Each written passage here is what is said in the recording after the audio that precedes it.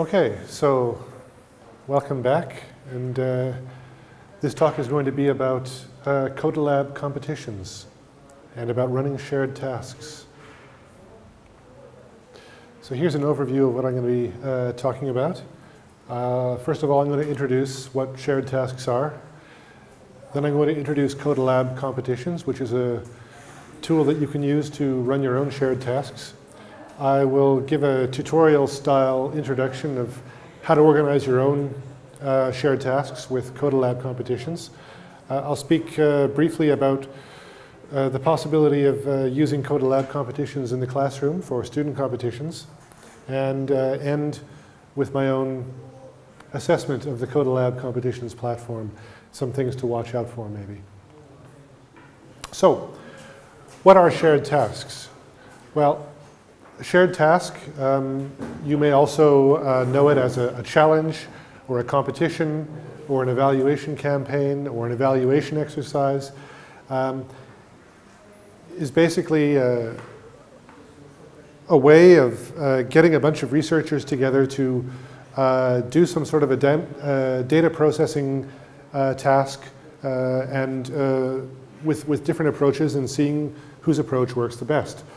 So what you need is an organizer to organize everything, and the organizer basically defines a particular data processing task, which could be, classification or segmentation or ranking of data, whether it's, an image or text or biomedical data or what have you. The organizer then needs to define some evaluation metrics, which determine what constitutes a correct answer and how to measure it. The organizers will also need to gather some test data and define the gold standard answers. The organizers then need to solicit participants to come, hand out the data, and the participants need to write algorithms operating on that data and apply their own answers to it. The organizers then apply the evaluation metrics to score the system output against the gold standard. And that's pretty much the basics of what a shared task is. Of course, there can be more. In most shared tasks, especially if you're doing one that involves machine learning, the organizers would probably also manually annotate some training data for the participants. They would also probably produce some manually annotated trial data just for demonstration purpose to show the participants what the unannotated and the annotated version of the data is supposed to look like. The organizers might also provide some ancillary resources, knowledge bases or pieces of software that could be used to solve the task. The organizers might, in addition to soliciting complex systems from participants, might provide some baseline algorithms of their own, either a sophisticated system or just a naive baseline.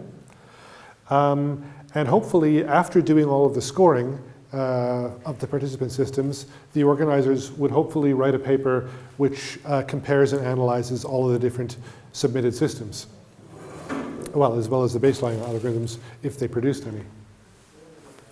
So what are the pros and cons of doing research via shared task rather than just proposing a problem on your own and tackling it on your own all by yourself? Well, in a shared task, hopefully you can stimulate some wide-ranging interest in a particular research problem. You can also provide standardized data sets, standardized resources, standardized evaluation metrics, rather than have everybody come up with their own thing and then have the results not being directly comparable. Because you have all the standardization then, it becomes easy to reproduce existing research results.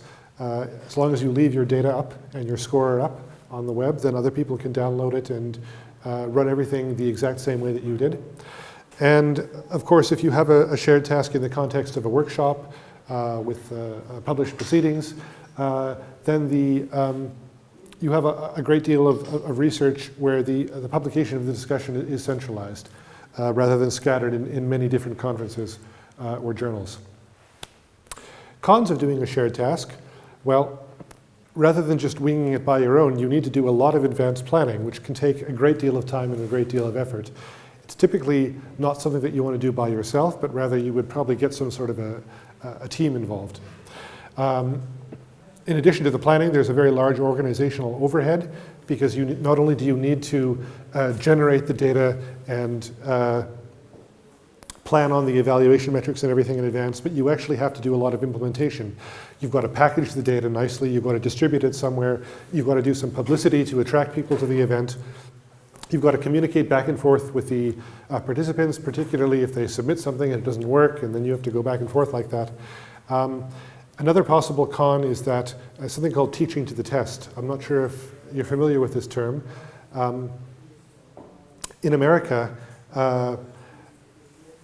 there is basically no standardized educational system. Every state has their own educational system, and therefore it can be very difficult for a university in one state to know whether or not to accept students who attended high school in another state, because there's no way of comparing how well did they do in high school. So what they did was they introduced standardized tests at the federal level. Well, it's not really, I'm not sure if it's government sanctioned, but it's certainly a standardized test that different schools use, where all of the high school students will sit down and do the same test, and then you can compare them that way. The problem with that approach is that this led to a lot of teachers, rather than teaching the curriculum, they would teach the students how to score well on the test. And so you have the same problem with the shared tasks, where maybe instead of solving a real research problem, everyone is geared towards solving the particular version of it, which might be a simplified version that you have engineered for your shared task. So there's that danger there. So what is CodaLab Competitions? Well, this is a web-based platform for running online data-based shared tasks or shared competitions. It was originally developed by Microsoft in concert with Stanford University and some other research partners. There is a freely hosted implementation on the web. If you go to competitions.codalab.org, you can run your own competitions there. But the software that powers this web interface is free software. So if you'd rather not run your competition online, on the CodaLab Competitions website, you can always download the source code yourself, compile it, deploy it to your own web server, and then run a fully private or fully hosted implementation of your own. So the source code is available under the Apache license on GitHub. So what has it been used for? Well, so far, mostly shared tasks in the realm of computer vision, image recognition, image processing, that sort of thing. So there was the Microsoft Cocoa Image Captioning Challenge, where the organizers uploaded a database of raw photographs, and the idea was for computers to come up with appropriate captions for the images. There's a long-running series of image recognition challenges called the Chalearn Looking at People challenges, where participants are given photographs of one or two people, say in various poses. Well, actually, this is just one of the competitions. I think they change it slightly every year. In this particular one, they were given photographs of people, and I think also some basic annotations of where the different body parts were. And the idea was for the computers to identify or to label the poses. So for example, here's somebody waving, here are two people shaking hands, here's somebody running, here's somebody crouching down, and so on. But it hasn't only been used just for image processing. In 2017, the Semival workshop that's going to be held this year at the meeting of the Association for Computational Linguistics in August, most or all of the tasks at that workshop were run on the CodaLab Competitions platform. So one of these tasks was multilingual and cross-lingual semantic word similarity, where participants were given a bunch of words and they had to classify them or according to how related they were, irrespective of what language they occurred in. Also, if you attended my last talk on pun interpretation, I was co-organizing a task on pun detection and pun interpretation, and we also used CodaLab CodaLab Competitions to run that shared task. So some of the screenshots that I'm going to be using here will contain some examples from my own competition. So what are the features of CodaLab? Well, as I mentioned before, what CodaLab does for you is it gives you a web presence for your shared task. You can put all the information there concerning your task, like the description of the task, the evaluation metrics, and whatnot. You can upload your gold standard data there, and also your scoring software. CodaLab will manage the participation of your participants for you. So basically people log on, they register, you get notified, Professor X from this university wants to participate in your shared task. Do you accept or decline? It enforces submission deadlines, so you don't need to worry about that yourself. You basically put a timer on it, and then it'll automatically close the submission process once the timer runs out. The nice thing about it is that it actually runs the scoring software for you. You don't need your participants to email you their answer files and you run the score manually. That all gets taken care of on the server. Not only does it run the scoring software, but it also tabulates the results and it publishes them online in a nice table that, you can have it published or you can have it completely hidden and only you see the results. It's really up to you. There's also some facilities there for handling the communication between organizers and participants. If you want to send an email to all your participants at once, you can do that. There's also a web forum that participants can use to discuss the task amongst themselves or with you. And finally, CodaLab will also give your task some publicity. It'll be listed on the front page, and so that slightly increases the visibility of your task, and maybe you do need to do a little bit less advertising than you had planned. So what does it look like? Well, this is the home page of CodaLab. You can see it's got a nice header up there, and then it lists here, you've got a list of popular competitions, one that have a lot of participants right now, and it also has a list of featured competitions. I'm not quite sure what you have to do to get on that list, but I think my competition appeared on the list at least some point. And if you click on any one of these, actually no, let's say, forget that. Let's say if you click on search competitions, you can search for competitions of interest. And I'm not sure if you can read this very well, but you get a search box up here. And we've searched, say, for language here. If you want to search for natural language processing competitions, then you get a list of all the competitions with the word language in them somewhere, or specifying language as a keyword. Then if you click through to a given competition, can you read this at all? I'm not sure if you can. My apologies if it's not working very well. You get a home page for your task, and there are various tabs up here. By default, it shows you the overview of the task, and you just basically give some prose description of what your task is for. You might also want to specify, say, the evaluation metrics. So if you click through to that, then you can list, again in English prose or whatever language you prefer, the evaluation criteria for your task. If we click, say, on this phases tab, this allows you to break down, phases allow you to break down your task into certain subtasks that you can run consecutively. So here in my task, I have a trial task where people can just upload dummy data and score it just to test out the system. Then I have like a homographic task and a heterographic task for different data sets, and it tells everybody when the competition ends, January 30th, 2017. If you want to actually participate in a task, you would click on this participate link, and this takes you to a place where you can download the data. You would download the data, you would run your algorithm on it, or sorry, no, you would download the unannotated data, run your algorithm on it, and then you would submit your annotations back to the system. On this submit /view results page, basically you enter some file name here, you click submit, you can see a list of all your past submissions here, and whether or not they were successful, it'll tell you whether it'll basically run the score on them. And if it's successful, it'll say finished, otherwise it'll say failed.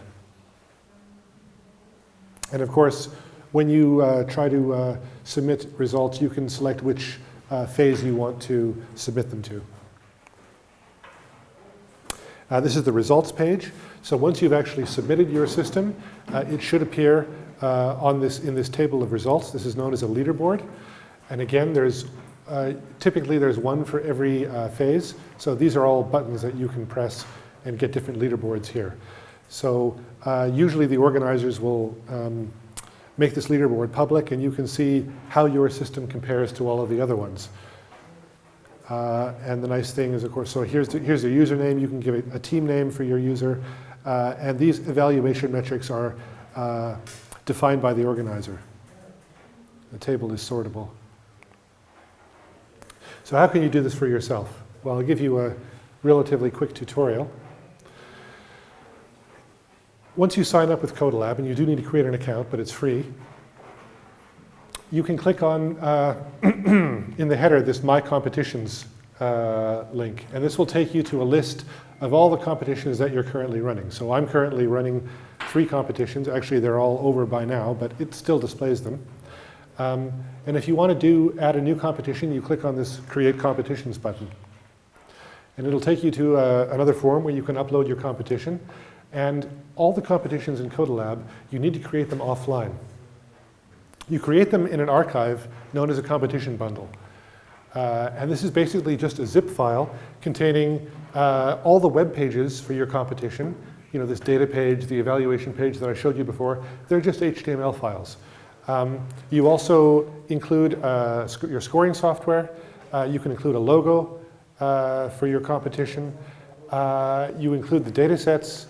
And then finally, you include something called a competition.yaml file, which basically configures all of the settings for your competition. It looks like this, but I'll show you, well, that's just an overview. I'll show you details of it in the coming slides. So you basically put this all in a zip file, you upload it, and then your competition is live. So this is basically what I just mentioned before. A competition is a zip file containing an image, a bunch of HTML files, your scoring software, your reference data, and a YAML file. This YAML file defines all the settings used for your competition. So this includes metadata such as the competition title, your competition description, competition logo, whether or not registration is required for your competition, or whether anybody can just submit data without pre-registering with you. For competition, CodaLab Competition expects you to provide a certain set of web pages, the ones that I mentioned, like a datasets web page, an evaluation web page, an overview web page.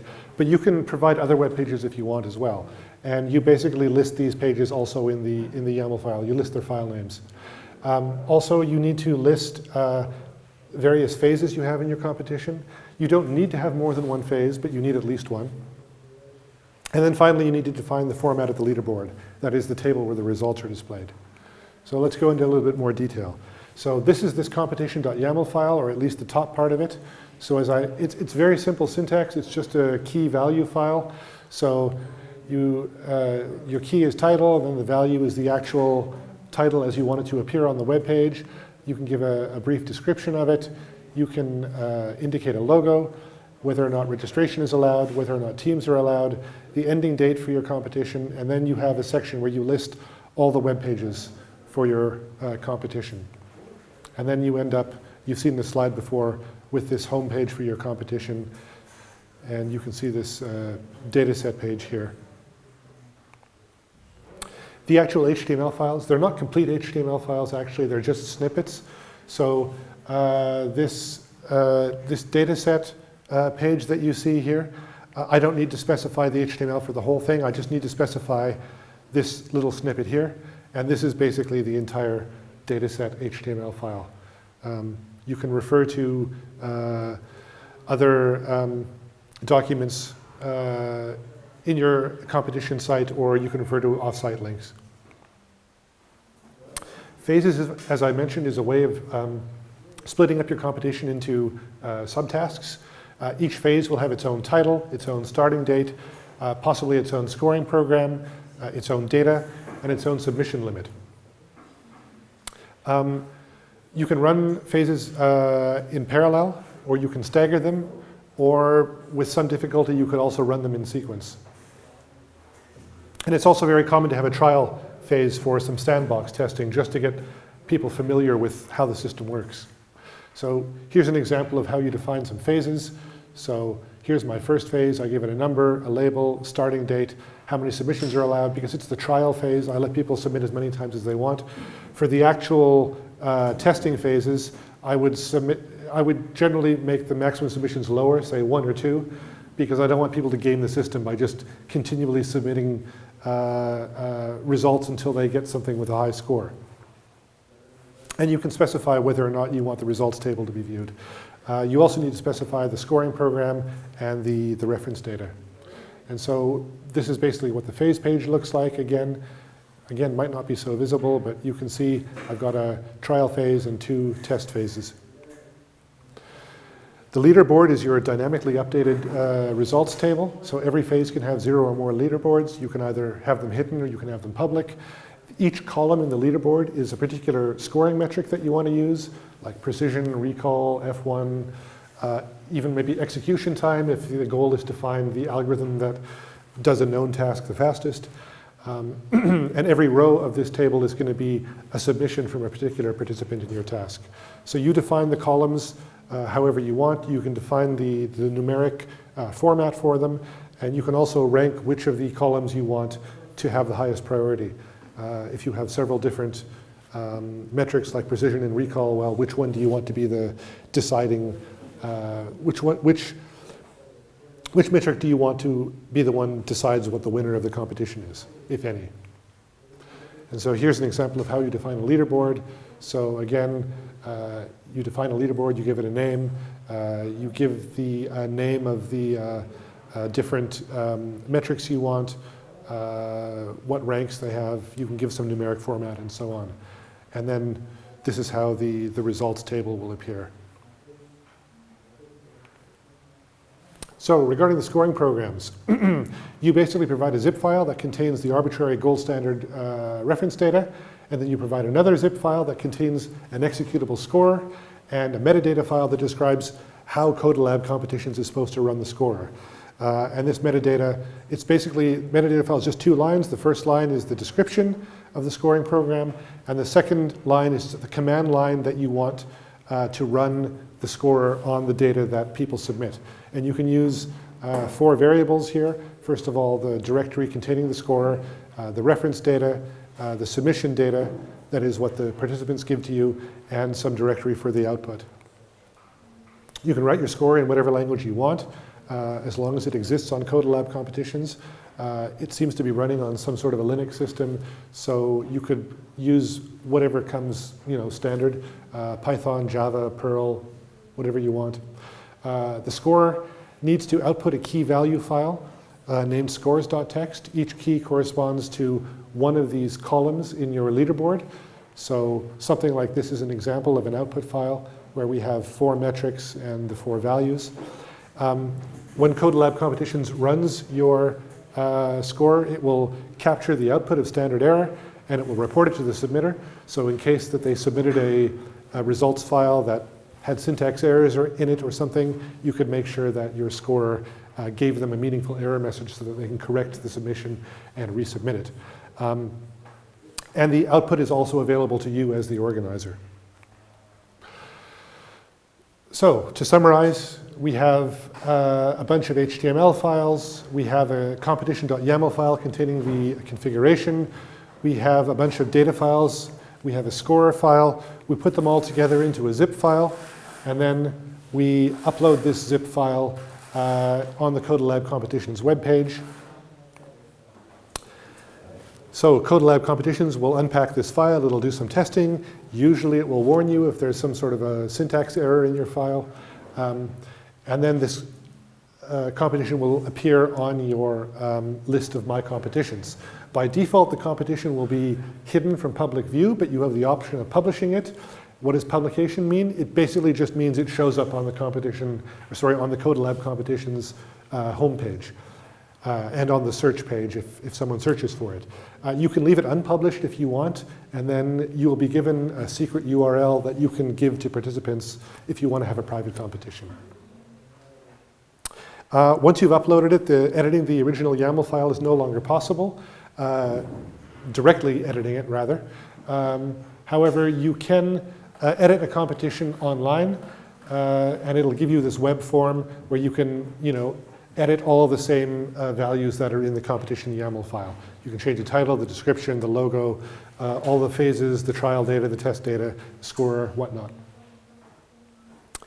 You can also upload scoring programs and data sets independently and then reference them from that competition editing page. So here's an example of my own data sets page, which contains scorers and whatnot.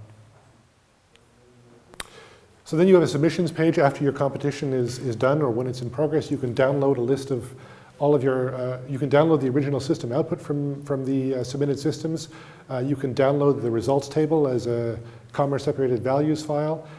In case there was something wrong with your score, you can rerun the score on all of the systems or on a particular system. You can delete submissions. You can hide them or unhide them from the leaderboard if you're not sure that they should appear there. So this is what the submissions page looks like. Again, you can download this results table. You can download individual submissions here, and so on. So, using it in the classroom. Well, instead of running a shared task for fellow researchers, you could instead run a student competition.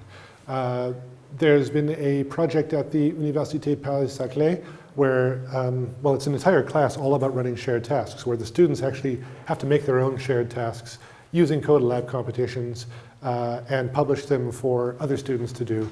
And apparently it was quite successful. Students thought it was really fun. So if you decide to do this for your own students, well, the students would gain some experience in experimentation, problem formulation, problem solving. If they're running their own tasks, they'd gain some experience in writing and fulfilling technical specifications, because you need to be able to communicate the acceptable data formats and evaluation metrics to your participants. It's good for collaboration with peers, because normally you're running a shared task with other people. And on presentations of research results. If the students are simply participating in a shared task rather than organizing it, well, the good thing about giving assignments this way is that students generally have an unrestricted choice of tools or methods. You're basically giving them a problem to solve, and you're saying, I don't care how you solve it, as long as you produce, the output in a certain format. And the students can use the CodaLab Competitions interface to submit their results. They'll get instant feedback from the system as to whether or not it was in the correct format, what the score was, and so on. So this gives the students a bit of freedom to experiment that they might not necessarily have if you're just doing assignments the regular way, that you just hand them in on paper or whatever, and you sit on them for a few weeks and mark them and hand them back, and by then the students have already forgotten what it is that they've done. Okay, and benefits for teachers: automatic enforcement of submission deadlines, instant tabulation of scores, and you can enforce a consistent packaging of submissions. So, wrapping up, last slide, caveats. Should you actually use CodaLab Competitions? Well, there are some problems with it. I call them the 4 U's. CodaLab Competitions is underdocumented.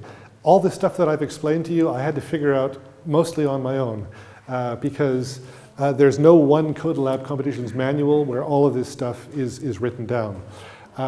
CodaLab Competitions is unpredictable in that, well, given the fact that it's undocumented, you have to do a lot of trial and error, and things don't always work the way you expect them to.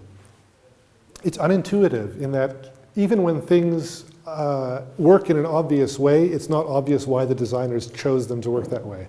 So for example, if you submit some data to a competition, CodaLab Competitions will send you an email notification if it was successfully scored. It will not send you an email notification if there was a problem with your submission. So I would have thought the opposite would have been a better way of doing it. And it is, to some extent, unstable. Sometimes, even when you do everything correctly, things don't work. And this can be a source of some frustration. Your participants might email you and say, I uploaded my competition, it didn't score. And you try running the score manually on the submission, everything works fine. So there's no obvious reason why it didn't work. That said, it does work most of the time. It is free as in beer, you don't need to pay for it. It is free as in speech, in that the source code is available. If something doesn't work and you have some idea of why, you can always download the source code and fix it yourself. And I did that several times when I was running my competition. There was about 10 bugs that I reported, and I even fixed a couple of them. But because it does work most of the time, it is popular. There are a lot of machine learning competitions running on CodaLab Competitions. It is also under active development. Out of, I think, the 10 bugs that are reported to the CodaLab competition maintainers, they responded, I think, within 24 hours for about 9 of them. And for maybe 3 or 4 of these cases, they provided an immediate bug fix or an immediate workaround. So if things don't work for you, not so bad, there's help out there. So I would say that in the long run, using CodaLab competitions is probably a time saver. So I would probably recommend it if you're doing a shared task. So that's it.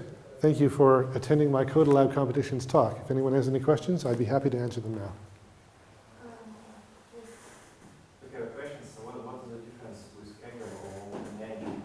Sorry, the difference with what? With Kaggle. Kaggle competition. Kaggle? Yeah. Never heard of it. Because we use here Kaggle for the same reasons. Okay. No, I've never heard of it. If you can send me a link, then I'd be happy to examine it. Maybe I'll do a comparative analysis for my next talk. Yeah. I don't think we have any more questions or even we have time from them, so let's switch to the second one. Okay, if we have time.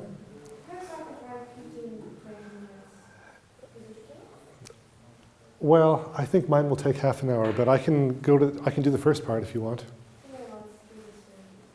Because there is some question where we booked this room until 7 and not 7:30. Okay, welcome to my second talk, sorry, my third talk, on LaTeX for NLP researchers. So this talk is basically going to give some useful hints and tips for using LaTeX, particularly for a natural language processing research setting, though even if you're not involved in NLP, you might get something out of it. It's not intended to be a complete, beginner's introduction to LaTeX, and neither is it intended to be something really in-depth for LaTeX experts. So basically, you need to have some idea of what LaTeX is already. Maybe you are at least an intermediate user, and then maybe it will help you out.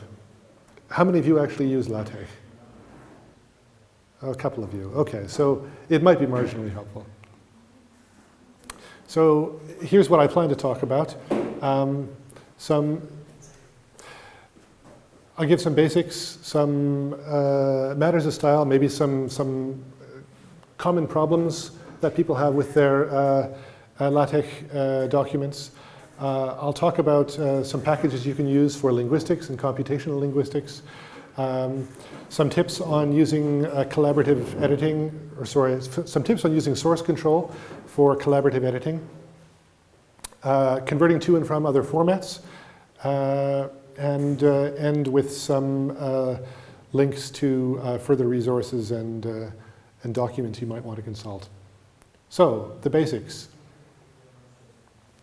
So, just like GNU Linux, LaTeX is a very huge decentralized project. The actual, kernel macro package functions by itself, but LaTeX really needs a lot of packages if you want to do different things with it. And these all have different maintainers. They tend to be centralized on a repository called CTAN, but if you really want the benefits of using LaTeX, you would normally use some sort of a LaTeX distribution, the same way you use a GNU Linux distribution, where someone goes to the trouble of packaging all of the packages together and in an interface that's convenient for you to download or update the ones that you use for your own work. And they will take care of making sure that these packages are up to date with all the latest bug fixes and features and whatnot. So this really eases the burden of you manually installing and maintaining the individual LaTeX packages yourself. But in order for you to get these benefits, you need to keep your distribution reasonably up to date. On Unix-like systems and on Windows systems, if you haven't already, consider installing TechLive. This is a tech distribution from the tech users group. It's probably the de facto standard one now on Unix-like and Windows systems. You can install it system-wide or as a single user. And the nice thing about it is that it includes almost every LaTeX package known to humankind. And as well contains a lot of useful fonts and scripts and whatnot. It also has an automatic updater where you can just run the updater and it'll fetch automatically the latest versions of all the packages. Another useful thing is that it has built-in documentation for all the packages. You just type techdoc and the name of the package on the command line and it immediately pops up a PDF, well, usually a PDF, containing the documentation for the package you're asking about. So here's a list of some essential packages that most people will want to run, or most people will want to include in almost any document, though some of them are maybe not so well known. The first of these is the microtype package. This basically changes the way that LaTeX by default does its fine-level typesetting, things like line breaking. And the savings here can be really significant. If you have like a 10-page paper, and then you add this use package microtype there, you might save an entire page worth of text. So it doesn't really make it any more like compressed. It's not fiddling with your document in a bad way. It's just breaking the lines more intelligently in order to optimize the use of space without sacrificing the readability. So that's a good one to use most of the time. Nowadays, of course, most people are compiling their documents to PDF. If you're submitting it to a conference or publishing it as a preprint on your web page or on a preprint archive like Archive, you can make the PDF version of your paper a lot more findable if you make sure that you include the author and title metadata in the PDF. The easiest way of doing that is to use the hyperref package and pass it the PDF use title option.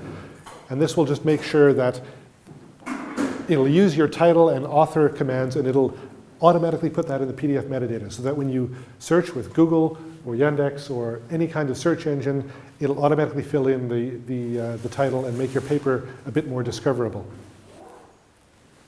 A third package that I recommend people use is called the NAG package. And what this does is it warns you against using obsolete or deprecated or dangerous commands. A lot of us learned LaTeX, 5 or 10 or 15 or 20 years ago, and we have these bad habits that have been ingrained. I mean, they may have been good habits at the time, but they've been since been superseded by better ways of doing things. And this NAG package will basically warn you every time you use one of these bad habits. It'll output an error to the console or a warning to the console saying, hey, maybe you shouldn't do things this way. You should consider using something else. So I can give you some examples of these. I don't think that Taboo will necessarily warn you about all of these. It might warn you about some of them. So a lot of people, if they want the Times New Roman font, which is mandated by many conference style guides, they'll use this use package times. But this is a really, really old way of doing things. This is what people did in the 1990s.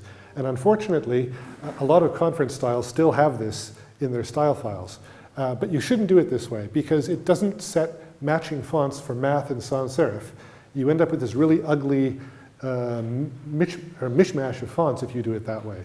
So nowadays, the recommended way of getting Times New Roman is to use these two packages, new TX text and new TX math. And this will set all your fonts correctly. Another thing it should warn you about is using these commands bf and it. Again, this is a holdover from decades ago. You shouldn't do this because these don't mix and match correctly. If you want, italic and bold text, and if you do it this way, it doesn't work. It only picks whatever you typed in last. The correct way of doing it is to use these text BF and use this emphasis command. And so you'll be warned if you do it the wrong way with this package. So moving on to matters of style. Again, just some random tips and tricks here. In formulas, one thing that I see quite often is people using multi-letter variable names. But if you just type them as is, like this, MYVAR, LaTeX will typeset them as if they were the multiplication of individual single letter variables, which is not what you want. It looks a bit ugly. If you actually have a variable that consists of more than one letter at once, you need to wrap it in this mathit command, and then you end up with the correct spacing. Similarly, again, if you just start typing in math mode, LaTeX assumes that you're entering single variables that are multiplied together. So if you have you want an operator for the maximum, don't type max. This will end up ugly like this.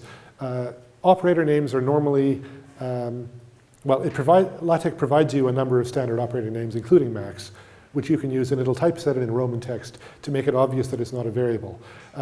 If there's an operator that you want to use that LaTeX doesn't define, you can define it yourself very easily using declare math operator. And then you just give it a command name, and then how you want the operator to actually look.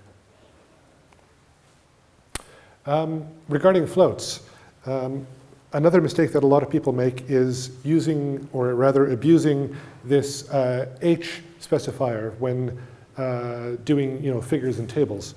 The problem is that LaTeX generally has a better idea than you do how best to position your tables. It will put them at the top of the page or the bottom of the page or at the end of a section, basically trying to optimize the placement on the page. So in general, it's better to eliminate this and let LaTeX decide where to put your float rather than forcing it to appear in a particular place. And speaking of tables, you should avoid using vertical rules in tables. They tend to make reading difficult. If you actually look back at professionally typeset material going back hundreds of years, it's very, very rare that you find tables that actually have vertical lines. And this is because they prevent scanning. Your eyes read left to right, and breaking up a table with vertical lines makes it much harder to read things. So rather than add all these ugly vertical lines, you can use this book tabs package. And if you read the documentation, it'll show you. It'll make a nice thick rules at the top and bottom of your table, one of them separating the heading from the rest of it. And you produce much more readable tables. Also regarding tables, something that you see time and time again with tables that people typeset themselves is that in numeric columns they can be hard to read because people don't line up their numerical columns at the decimal point. Here it can be very difficult to see at a glance, say what's the highest precision, because all of the numbers are skewed with respect to each other. Especially if you do things like, some people put footnote markers in the tables to explain special values, or they boldface certain things. That's all fine to do, but it's important to keep the decimal places aligned. Unfortunately, there's no easy way of doing that in pure LaTeX. So if someone has come up with a package, SI-UnitX, that gives you a new column specifier called S. And this will automatically take care of aligning all of your tables so that the decimal points are always aligned. And it very intelligently knows where to put material text occurring before or after the number. So regarding slides and posters, a lot of people use PowerPoint or something similar to make slides, though I find that if I use PowerPoint, then I'm always retypesetting stuff from my papers, because in my papers I use equations, I use tables, I use figures, and converting these to use with Microsoft PowerPoint, well, you need to retype them or you need to export them to some weird format that and the export might not work. Well, LaTeX can actually do slides. In fact, this presentation itself is done using the Beamer package.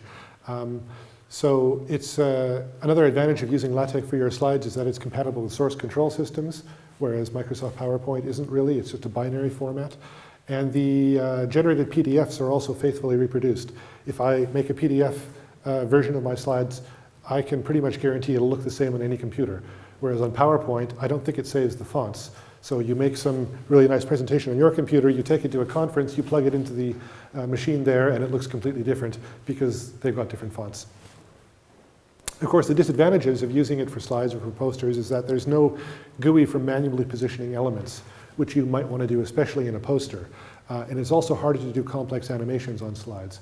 It is possible to do animations, though there isn't, you might not necessarily have an easy way of doing it. So again, the current presentation, the one that I'm doing right now, is made with Beamer. Another popular package is PowerDot, though that has the disadvantage that it doesn't work with PDF LaTeX.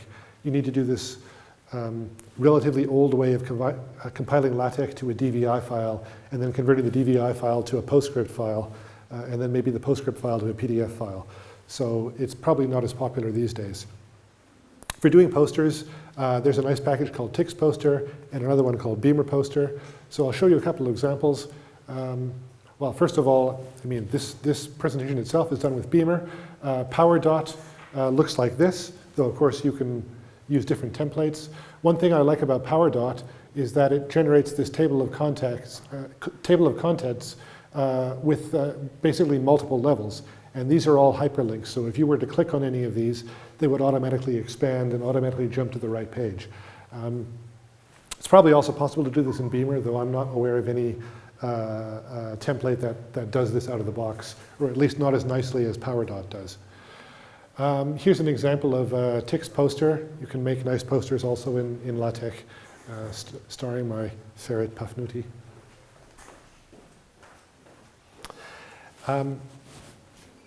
We can also do assignments and exams using LaTeX, and there are a number of packages available for that.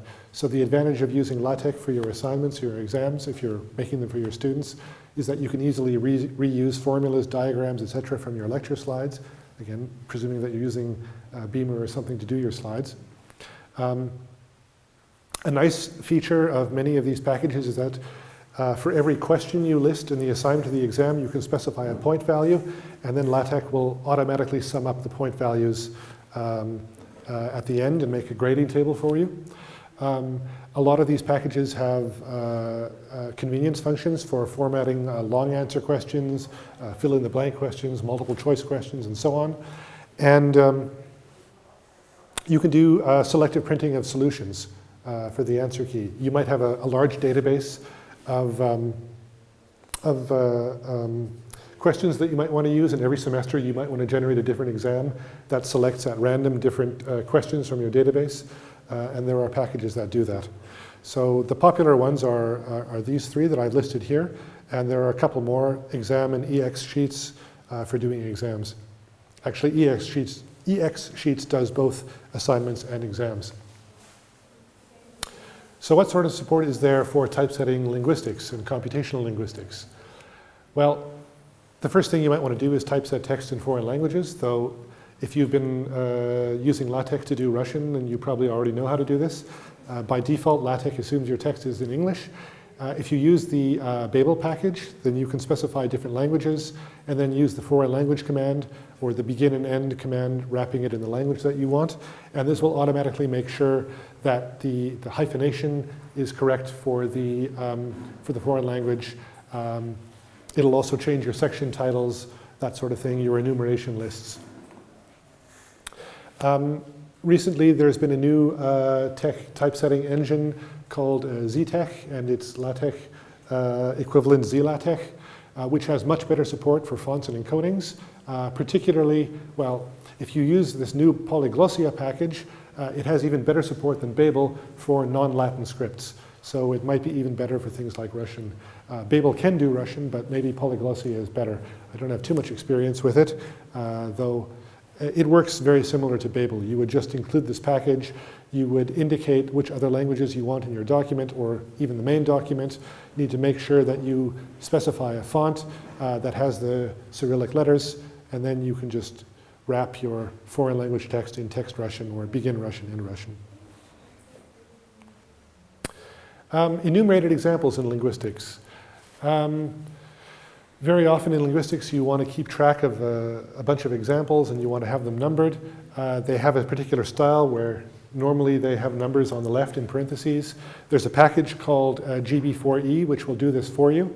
And another thing that linguists often do is that they put a star in front of example usages which are wrong or not attested. So this takes care of it for you as well. It defines an environment called exe and command ex, which has this optional argument for doing these incorrect examples. GB4E also lets you typeset glosses. That is, you have some text in a foreign language and you want to translate it word for word. So we have some support for that as well. We can make this example. You can give the original text, and then underneath it, it will basically align your word for word or morpheme for morpheme translation with the original text and provide an optional prose gloss at the end. If you work with the International Phonetic Alphabet, if you want to type phonemic or phonetic transcriptions of certain words, well, if you're using PDF LaTeX, you can use the TIPA package, which allows you to enter IPA symbols using convenient ASCII code. Though if you can never remember which ASCII symbol goes with which letter of the IPA, like me, then if you're using ZLaTeX, you can always directly enter the IPA symbols. Personally, I have a custom keyboard layout where I have phonetic symbols mapped on my Alt-GR key to all of the phonemes that I normally have to type in the languages that I know. So that's another way of doing it. If you're doing work with syntax, then quite often you want to show syntactic trees, and the QTree package is very useful for this. So it's basically you just enter a tree sort of as a bunch of embedded parentheticals using square brackets, and you end up with this nice tree typeset this way. So I use this one all the time as well. So the next thing I want to talk about is how you can use source control to help keep track of your LaTeX documents and how to do collaborative editing. So you're probably all familiar with source control systems like Subversion or CVS or Git, or at least I assume you will be. So one thing that you can do to visualize the line-by-line changes in your LaTeX document is to use the color diff command. So this is a very simple way of doing it. You just feed it two files, a before file and an after file, and it gives you basically a colored list of lines that have changed in the file. But the problem of this, of course, is that it's very difficult to see exactly what parts of the two documents have actually changed. The changes aren't really that localized. So what you can do instead is use the wdiff command. And by the way, these commands are, because they're standard text processing commands, they should be installed with any regular GNU Linux or maybe even Mac OS system. But if you download something like Cygwin, then it should be available also for Microsoft Windows. Now, wdiff is better than the regular diff and color diff in that instead of operating line by line, it operates word by word. By default, it doesn't have colored output, but if you just define a useful alias like this, which uses some obscure ANSI escape sequences, then you have this new command that does a color wdiff, and this will show you, this will color only the words that have actually changed in your document.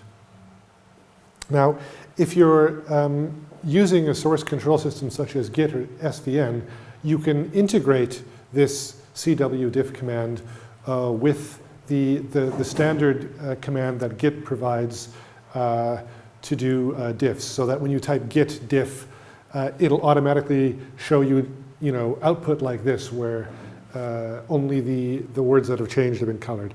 So if you do a web search for git wdiff, you can download this useful script that integrates with GIF and does this for you. If, on the other hand, you want to visualize the changes not in the source, but in the compiled document, you can use something called LaTeX diff. This is a script which is available from CTAN, or it should be distributed with TechLive or other tech distributions that you might already have. This one, you run it from the command line, you run LaTeX diff on the two files that you want to diff, and you give it an output file. And then you compile this output file. And then you view the resulting PDF, and it actually shows you, similar to how you might see it in a word processor, all of the text that has been deleted or added between the two versions. So this is really useful if, say, lots of people have made changes to a document and you want to visualize at a glance what all the differences are, you can do it this way. Also, when doing collaborative document authoring and editing, it's really useful to keep track of issues, like things that need to be done, things that need to be fixed. Now, the way that probably is the most simplest is to simply use inline comments in the source code. If you just enter a % and then type some comment, that's one way of doing it. But the problem is they're really inconspicuous. When you're looking, they don't show up in the final compiled document, and even when reading the source, they're very easy to miss. Another problem is, or another possible solution is to actually do this, text BF and then to do actually enter inline comments that do show up in the PDF. The problem with that is that they also might be inconspicuous. In fact, there was a very famous case a couple of years ago where someone had, or a group of people had authored a paper, and they left one of these to-do comments in the camera-ready version. And it was a rather unkind comment about some other researcher. I believe the comment was, should we cite the crappy Gabor paper here? And Gabor wasn't very pleased with this sentiment regarding his or her paper. So rather than doing this ad hoc inline comment thing, you can actually use a dedicated package for to-do macros, and there's a lot of them. There's easy to-do, there's fix me to-do notes, to-do and to-do notes. The one I use most of the time is to-do notes. And what you can do is you just include this package, then it defines a command called to-do, and when you compile your document, it will add a little line indicating what part is the to-do, and it'll put this comment in the margin, which is very visible when you print it out. And of course, there's going to be options here where you can suppress the printing of the to-dos, which you can always make sure you turn on for the camera-ready version in case you forgot to remove any of the to-dos. So regarding converting to and from other formats, this is always a problem with LaTeX when you, especially when you want to publish somewhere outside of computer science and they say, can you please send me a Microsoft Word version of your paper? And you're like, oh my God, no, because you did everything perfectly in LaTeX and now you have to retype the whole thing. Well, you don't need to retype the whole thing. There are some ways that the process can be made a little bit less onerous, though nothing is perfect. The one that I've found does the best, and I've tried lots and lots of possibilities, is LaTeX to RTF, which is a script. Again, it might be distributed with the CTAN, but if not, then you can download it. If you just search for this, you can find the web page for it. This will convert your LaTeX file to a rich text format file, which then you can open up in a word processor of your choice, such as Microsoft Word, and then save it as a Microsoft Word file. It does most of the work for you. It even does pretty good work with mathematical formulas. It's not perfect, but I think it's best out of all the ones that I've tried, at least. If it doesn't work for you, or if you want to try something else, there are a lot of LaTeX to HTML converters out there. My favorite one is Hevia, but there's other ones, LaTeX to HTML, which is a bit old, text for HT, TTH, LaTeX ML, PDF to HTML EX, or Plastech. I think I have experience actually only with the first 3 of these, but as far as I know, they all output to HTML. And most word processors these days can read in HTML documents, so you might be able to do it that way. Another option, if you don't have a lot of fancy formatting that you need to preserve or that you want to preserve, you can always convert your LaTeX document to plain text using, for example, the dtext script. This one should also be distributed by CTAN and with TechLive. Then you can just read the text document into a word processor or copy and paste it in and reformat it that way. So that's useful if you need to start from scratch. Maybe you need to adhere to a publisher's style guide where using something like latex.rtf tries to preserve too much of the original formatting from your LaTeX style and you don't want that. Exporting diagrams. Very often you will have some beautiful diagram that you've produced in LaTeX using the TIX package, or I don't know, maybe some complex mathematical formula that the word processor formula editor can't handle or doesn't typeset very well. Well, you can basically typeset the important parts of your document in LaTeX and then import them into the word processor.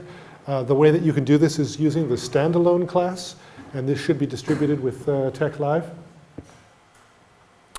So what standalone does is basically it crops your document to the smallest possible area of the page, basically only the area of the page that contains actual text or figures. So this is a fully working example here. We just do document class standalone, begin document.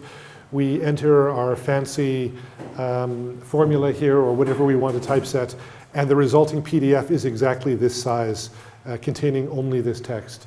So then you can import the PDF into some other LaTeX document, or, well, you can't usually import this into Microsoft Word because Microsoft Word, Microsoft Office doesn't deal well with PDF unless you have certain expensive extensions. However, you could compile this, instead of using PDF LaTeX, you can compile it with a regular LaTeX to a DVI and then convert the DVI to an EPS. And then you can import this EPS into Microsoft Office because Microsoft Office understands EPS most of the time. Another thing you could do is you could convert it to a PNG if you want to, say, include this on a web page. So very useful, the standalone class. The problem occurs when you want to go the other way around. Say you have a nice diagram that you've made or someone has made in PowerPoint, and you want to import that as a PDF into your LaTeX document. This is almost impossible to do, well, unless you know this trick. And I've put it here for posterity. Unfortunately, I don't have a, or I don't think I have a version of Microsoft Office here I can show you. If it is, it's probably in Russian and I won't know what to click on. But basically, you need to copy your graphic and then paste it into a document that has the correct height and width of the final version. Well, the same height and width basically as the original graphic. Then you can export it as a PDF and import it into LaTeX. But I will try to make these slides available so that you don't need to memorize this. So regarding references, bibliographies, and citations, just a quick word on what's available. Probably most people here who use LaTeX are already aware of BibTeX. BibTeX is a very, very old system dating back from the 1980s. It's very stable, it's very widely used, but it has a number of drawbacks, especially nowadays. First of all, it has no support for non-ASCII characters. People have backported a version of UTF support to BibTeX. Your text distribution might include this as the command bibtex8, which will then allow you to use non-ASCII character sets with it, though whoever you're forwarding your document onto needs to know that they have to compile it that way, which is somewhat of a disadvantage. Also, if you want to change the bibliography style, it's very difficult to do this because BibTeX uses a very, very old Forth-based style language. I don't know if any of you know Forth. It's like a stack-based programming language from the 1960s or 70s. if any of you have used one of these old calculators where you have to enter everything in reverse order, you know, like instead of 4 plus 3, you type 4, 3 plus. Imagine programming an entire bibliography style like that. I've done it. It's not fun. So BibTeX, basically it works as long as you're using an existing style that does exactly what you want. The minute you want any sort of extensibility, you might want to consider using a different system called Beaver and BibLaTeX. Beaver is a Unicode capable bibliography management system. It's very easily extensible using in concert with the BibLaTeX package. But the problem is that it works only with the BibLaTeX package, which isn't widely supported by most conference and journal styles. So the citation tools, this is the part that you use in LaTeX to actually make your citations. So probably the most popular one, at least in the sciences, for doing citations is something called NapBib. This works only with BibTeX, and it works very well with author year and numerical citation styles. But again, because it depends so much on BibTeX, it can be difficult to customize well, it's not so hard to customize the way the citations appear, but to actually customize the way the bibliography entries appear, that's difficult with BibTeX. BibLaTeX and Beaver, well, BibLaTeX is another citation package. It can work either with BibTeX or with Beaver. It's much more easily extensible. You can easily tell it how you want the citations to appear, and you can pass it commands telling how you want the references to appear. So if you're writing something where you have full control over the style, say you're writing a thesis or your own book or something like that, then you could use BibLaTeX and format the bibliography however you want. However, if you're submitting something to a particular conference or a journal, you might be stuck with using BibTeX and not Bib or whatever they provide you. So this is basically the end of my talk. I just have a list here of some online resources that you might want to use. So I keep mentioning CTAN. Again, that's the main repository of LaTeX packages. If you're using a good LaTeX distribution like TechLive, then it will automatically pull in the packages from CTAN. But if you're not, you can always go there and manually download LaTeX packages, compile them, that sort of thing. If you run up into problems that you don't know how to solve with LaTeX, or if you have a question, you don't know how to do something that's tricky, two of the best resources for that. First of all, the UK TUG FAQ, list of frequently asked questions about LaTeX. So this was very popular, say, in the 1990s and 2000s, the first decade anyway. Fairly comprehensive set of very common questions and answers. Nowadays, most people use the Tech and LaTeX Stack Exchange. For an academic setting, you might want to stick to questions that are tagged with linguistics if you're writing NLP papers, or a thesis if you're writing a doctoral or a master's thesis. There's also various tags for things like exercises and exams if you're teaching. Again, if you're writing a thesis, you might also want to check the Academia Stack Exchange. This is an online community, a question and answer community for people working in academia, and they have they do have some questions that are about using LaTeX for academic purposes. So again, if you want to do searches for the thesis and LaTeX tags, that can be very useful. Another thing, if you're working mostly with linguistics themed documents, there is a LaTeX for Linguistics homepage that tries to collect a lot of the information that I've already presented in this talk, but of course in some more detail. And Wikibooks, which is a sister project of Wikipedia, aims to do sort of tutorial style or reference books. They have a book on LaTeX, which includes some sections on typesetting, the sort of technical and linguistics themed texts that I also covered in this tutorial. So that brings us to the end of the talk. Thank you very much for your attention. Let me know if you have any questions.